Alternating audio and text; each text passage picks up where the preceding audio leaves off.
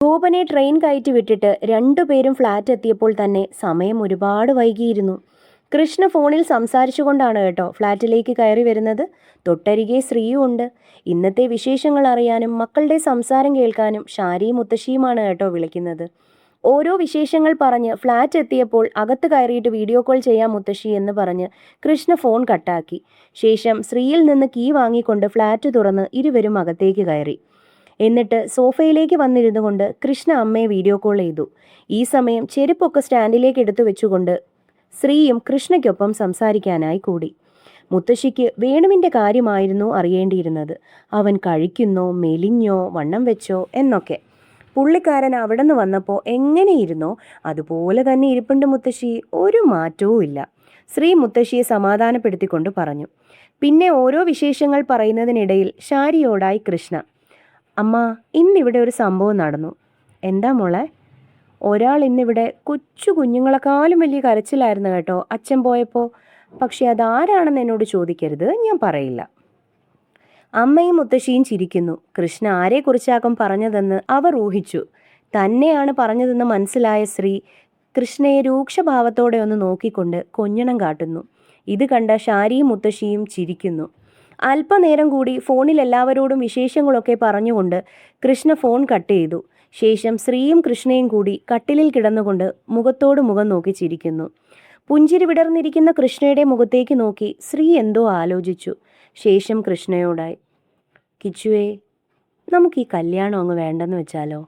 Okay, വേണ്ടെന്ന് വയ്ക്കാം. ശ്രീയുടെ മുഖത്തേക്ക് നോക്കി അതേ ഗൗരവഭാവത്തോടെ കൃഷ്ണ അതിന് മറുപടി പറഞ്ഞു. അല്പം ആശ്ചര്യത്തോടെ ശ്രീ, വേണ്ടെന്ന് വെക്കാമെന്നാണോ നീ ഇപ്പോൾ പറഞ്ഞേ? അതോ ഞാൻ കേട്ടതിൻ്റെ കുഴപ്പമാണോ? ഞാൻ പറഞ്ഞത് തന്നെയാണ് നീ കേട്ടത്. എനിക്കറിയില്ല കിച്ചു, ഈ വേണുവിനെ എനിക്കൊട്ടും അങ്ങോട്ട് നിൻ്റെ ചെക്കനായിട്ട് അക്സെപ്റ്റ് ചെയ്യാൻ പറ്റുന്നില്ല. നിന്നെയും അവനെയും ഒരുമിച്ച് കാണുമ്പോൾ എൻ്റെ ദൈവമേ, എനിക്ക് വരുന്ന ഒരു ഡിസ്റ്റർബൻസ്. ശരിക്കും അതെൻ്റെ പ്രശ്നമാണോ കിച്ചു?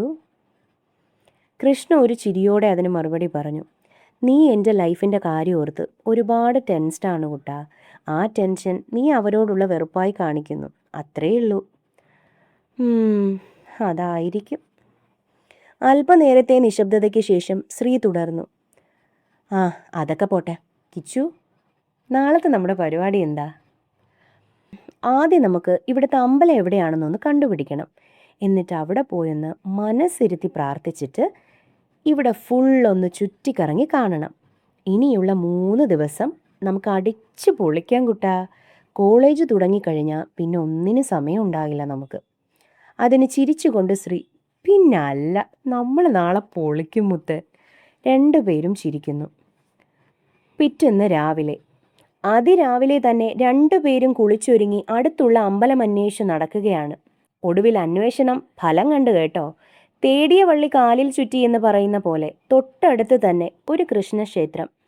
നാട്ടിലെ പോലെ ഒരു പ്രതിഷ്ഠ മാത്രമായിരിക്കില്ല കേട്ടോ ഇവിടെയുള്ള അമ്പലങ്ങളിൽ. ചിലയിടത്ത് 2 അല്ലെങ്കിൽ 3 പ്രതിഷ്ഠ വരെ ഉണ്ടാകും.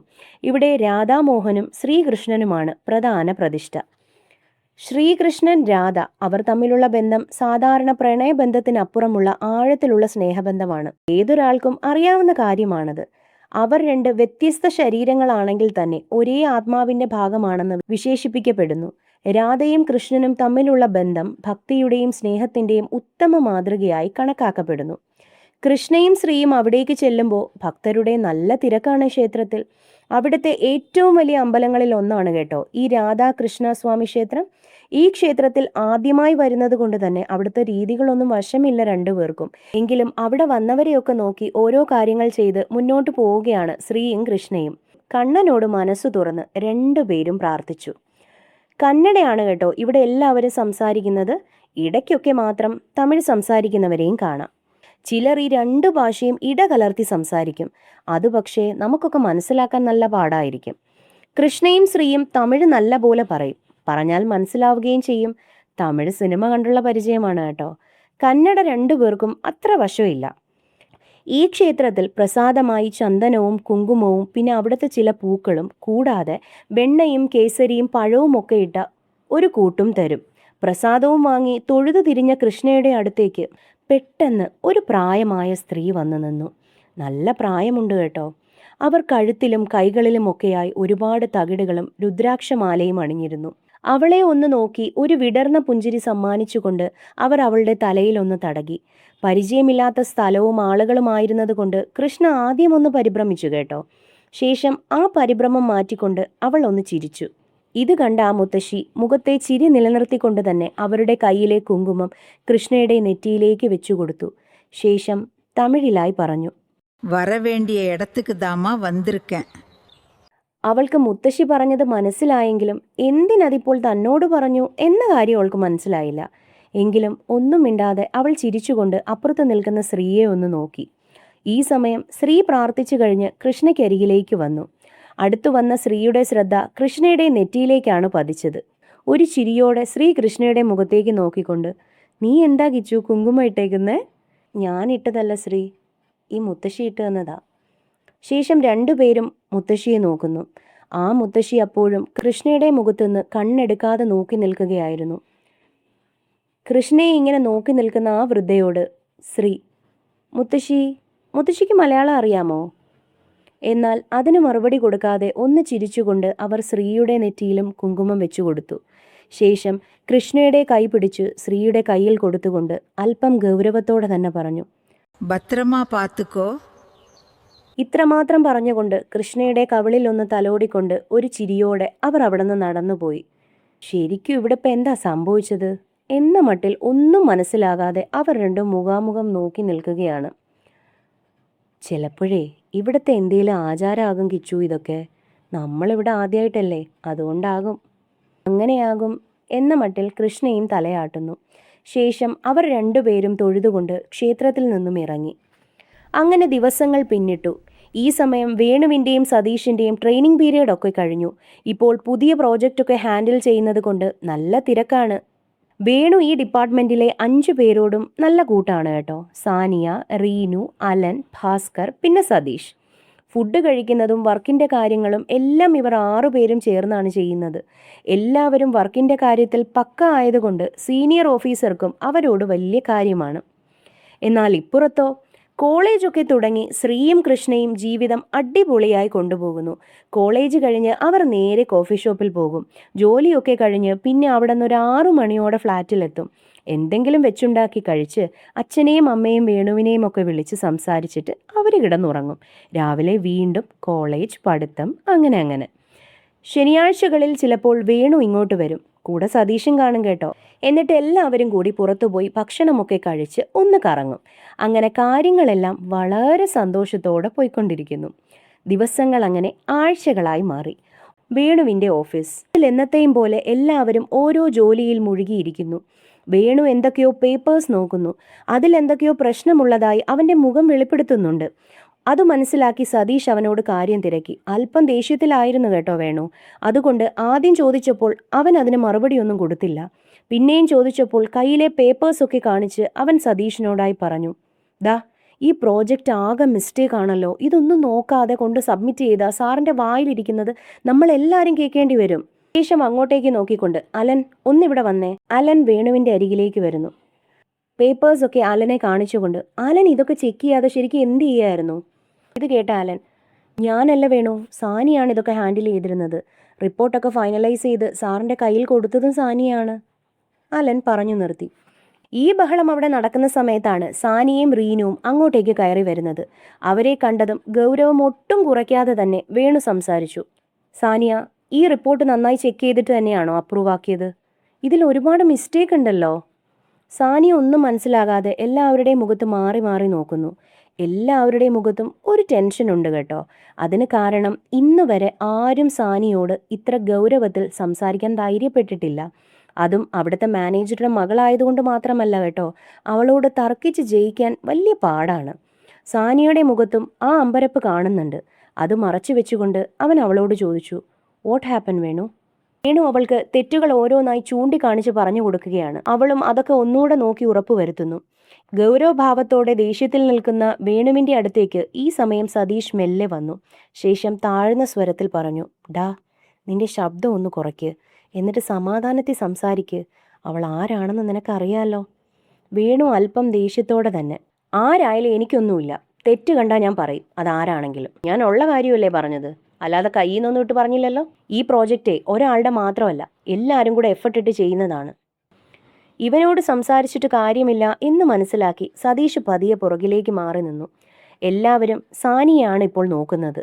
അവൾ എങ്ങനെയാകും ഇപ്പോൾ പ്രതികരിക്കുക എന്നിവിടെ ആർക്കും ശരിക്കും അറിയില്ല. അവരെല്ലാം ഒരേപോലെ ടെൻഷൻ അടിച്ച് നിൽക്കുകയാണ്. എന്നാൽ എല്ലാവരെയും അമ്പരപ്പിച്ചുകൊണ്ട് സാനിയ വേണുവിനോടായി, സോറി വേണു, ഞാൻ ശരിക്കും ഇത്ര ഡീപ്പായിട്ട് നോക്കിയില്ലായിരുന്നു. എൻ്റെ തെറ്റ് തന്നെയാണ്, സോറി. അവിടെ മാകെ ഒരു നിശബ്ദത. ആരും ഇത് പ്രതീക്ഷിച്ചിരുന്നില്ല. ഒരു പൊട്ടിത്തെറി പ്രതീക്ഷയാണ് എല്ലാവരും അവിടെ നിന്നത്. പക്ഷേ ഇത് ശരിക്കും അവരെയൊക്കെ അമ്പരപ്പിച്ച് കളഞ്ഞു കേട്ടോ. പ്രത്യേകിച്ച് റീനു. സാനിയ പറഞ്ഞത് കേട്ട് വിശ്വസിക്കാനാവാതെ നിൽക്കുകയാണ് റീനു. എപ്പോഴും അവളുടെ കൂടെ വാല് പോലെ നടക്കുന്ന ഒരാളാണ് റീനു. എന്നിട്ട് പോലും ഇതുവരെ സാനിയയുടെ വായിൽ നിന്ന് സോറി എന്നൊരു വാക്ക് അവൾ കേട്ടിട്ടില്ല. അവൾ മാത്രമല്ല, ഈ ഓഫീസിലെ ആരും അത് കേട്ടിട്ടില്ല. അതിൻ്റെ കാരണം ഇതുവരെ ആരോടും അവൾ അതങ്ങനെ പറഞ്ഞിട്ടില്ല. തെറ്റ് അവളുടെ ഭാഗത്താണെങ്കിൽ കൂടി ആരെങ്കിലും തെറ്റ് ചൂണ്ടിക്കാണിച്ചിട്ട് വേണ്ടേ അവൾ സോറി പറയാൻ. സാനിയ സോറി പറഞ്ഞതും വേണു അല്പം ദേഷ്യം കുറച്ചുകൊണ്ട്, സാനിയ, ഇതുപോലുള്ള മിസ്റ്റേക്സ് ഇനി ഉണ്ടാകാതെ നോക്കണം. ഒരാളുടെ മാത്രം കഷ്ടപ്പാടല്ല ഒരു പ്രോജക്റ്റ്, നമ്മുടെ എല്ലാവരുടെയും എഫേർട്ട് അതിലുണ്ട്. അതുകൊണ്ട് കുറച്ചുകൂടി സീരിയസ് ആയി വേണം ഇതൊക്കെ നോക്കി അപ്രൂവ് കൊടുക്കാൻ, ഇല്ലെങ്കിൽ അതെല്ലാവർക്കും പ്രോബ്ലം ആകും കേട്ടോ.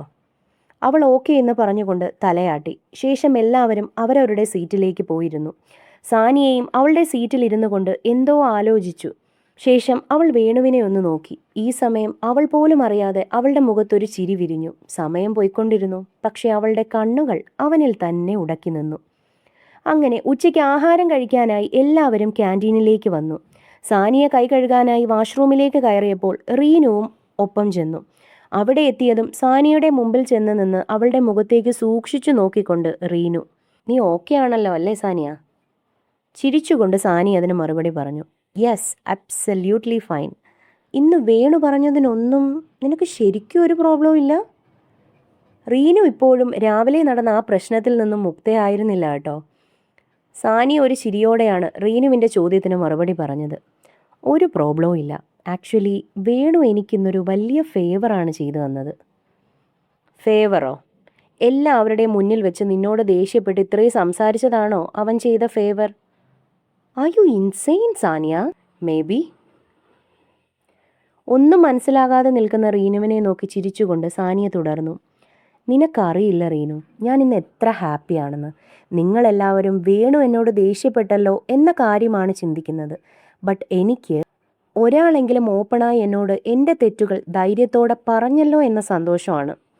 എല്ലാവർക്കും ഞാൻ മാനേജറുടെ മകളാണ്, എന്നോട് പറഞ്ഞാൽ അത് അവരുടെ ജോബിനെ ബാധിച്ചാലോ അല്ലെങ്കിൽ ഞാൻ എന്തെങ്കിലും പറഞ്ഞാലോ എന്നുള്ള പേടിയാണ്. But Venu, he is different. Oh, he is different. സാനിയയുടെ ചുണ്ടിലെ പുഞ്ചിരി ഒന്നുകൂടി വിരിഞ്ഞു. ആ ചിരിയോടെ അവൾ കൈ കഴുകി പതിയെ വാതിൽ തുറന്ന് പുറത്തേക്ക് നടന്നു. റീനു അവിടെ തന്നെ നിശ്ചലമായി അവൾ പോകുന്നത് നോക്കി നിന്നു. ഇവൾക്കിതെന്ത് പറ്റി? വേണു അല്ല, you seems different today Saniya. ഇത് മനസ്സിൽ പറഞ്ഞുകൊണ്ട് റീനു ഒരു ആശയക്കുഴപ്പത്തോടെ സാനിയെ നോക്കി നിന്നു.